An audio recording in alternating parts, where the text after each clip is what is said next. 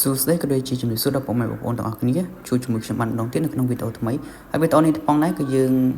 បន្តពីវីដេអូទី1បាទគឺយើងទៅលេងខេត្តកែបអញ្ចឹងណាយើងបន្តពីវីដេអូទី1អញ្ចឹងនេះគឺជាវីដេអូទី2បើសិនអ្នកទាំងអស់គ្នាមិនទាន់បានទស្សនាវីដេអូទី1ទេអាចទៅទស្សនាវីដេអូទី1បាននៅក្នុង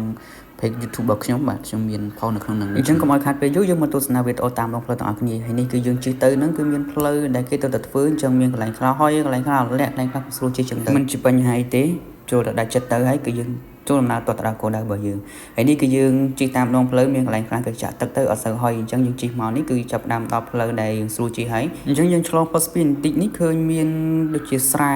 នៅហ្នឹងខ្ញុំមិនដឹងថាជាស្រែមើលឬក៏អត់ទេណាឃើញទឹកអញ្ចឹងតែដូចជាវាស្តៀងស្រែអំបិលអញ្ចឹងណាស្រែអំបិលដែលគេធ្វើដូចខ្ញុំធ្លាប់ឃើញហើយនេះយើងជិះមកដល់នេះគឺផ្លូវគេធ្វើរហូតតាំងពីខ្ញុំជិះមកហ្នឹងរហូតដូចខាងនេះអញ្ចឹងគឺគេធ្វើមកខាងអញ្ចឹងសល់មកខាងនេះយើងពិបាកជិះអាលាក់ហើយនឹងគេបាញ់ទឹកបាញ់អីអញ្ចឹងទៅវាអត់សូវអញ្ចឹងបន្ទាប់ពីយើងឆ្លងផុតកន្លែងហ្នឹងតិចមកគឺយើងដល់ផ្លូវស្រួលជិះវិញហើយអញ្ចឹងជិះរៀងលឿនជាងមុនអញ្ចឹងណាបាទអញ្ចឹងយើងជិះរៀងលឿនជាងមុនហើយខ្ញុំទៅហ្នឹងគឺគ្នាច្រើនអ្នកនរគ្នាមាន4 5ម៉ូតូមួយម៉ូតូមាន2នាក់អញ្ចឹងណាអញ្ចឹងយើងជិះនេះកាន់តែគៀបមែនតើនេះគឺគៀបមកដល់ហើយ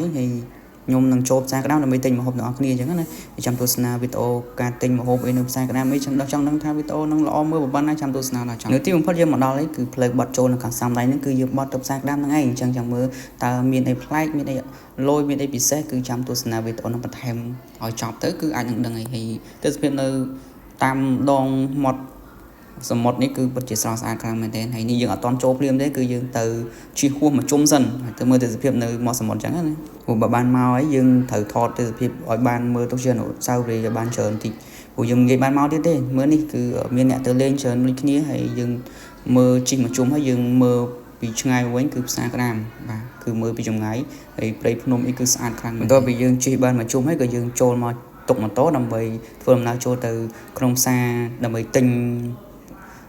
គ្រឿងសមុទ្រទិញអីទុកញ៉ាំអញ្ចឹងណាព្រោះយើងអត់មានម្ហូបទេយើងយកមកយើងទិញចូលទៅទិញនៅក្នុងផ្សារអញ្ចឹងតោះយើងមកដល់ហើយយើងចូលទៅទិញសម្ភារៈនិងគ្រឿងញ៉ាំទាំងអស់គ្នានៅក្នុងផ្សារក្តាមនេះមើលទៅគឺមានមឹកមានបកាមានបកកមានក្តាមច្រើនហើយខ្ញុំទិញបានបកាហើយនឹងក្តាមហើយក៏ឲ្យ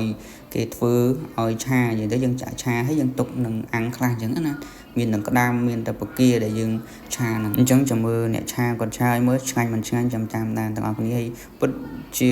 មនុស្សច្រើនខាងមែនតើដើរទៅនឹងគឺសុទ្ធតែមនុស្សច្រើននេះគេចាប់ផ្ដើមធ្វើអីអ្នកលក់គាត់ចាប់ផ្ដើមធ្វើអី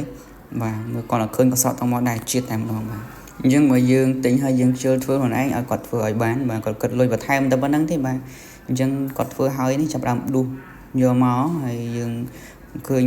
ហ្នឹងគឺតំណងដែរសក់ទៅមកបដាហើយបាទពេលនឹងឃ្លានបាយខ្លាំងហើយយើងទៅដល់ហ្នឹងគឺថ្ងៃត្រង់ហើយម៉ោង11 12អញ្ចឹងគាត់ធ្វើហើយគាត់បកគលឲ្យខ្ញុំក៏យួរទៅកន្លែងដែលយើងចាំគ្នាអញ្ចឹងណាអញ្ចឹងយើងនឹងមានគ្នាបាយអ្នកលក់គាត់អ្នកលក់នេះគាត់ថាចាំមកលោកគាត់ discount ហើយអញ្ចឹងយើងបានមកហូបបានបាយបានអីហើយគឺទិញអីបានប៉ុណ្្នឹងឯងបាទគឺចូលមកជុំហ្នឹងគឺបានប៉ុណ្្នឹងហើយវីដេអូទី2របស់យើងគឺឈានចូលមកដល់ទីបញ្ចប់នេះគឺមានតែប៉ុណ្្នឹងទេអរគុណសម្រាប់ការទស្សនាវីដេអូពីដើមដល់ចប់អរគុណច្រើន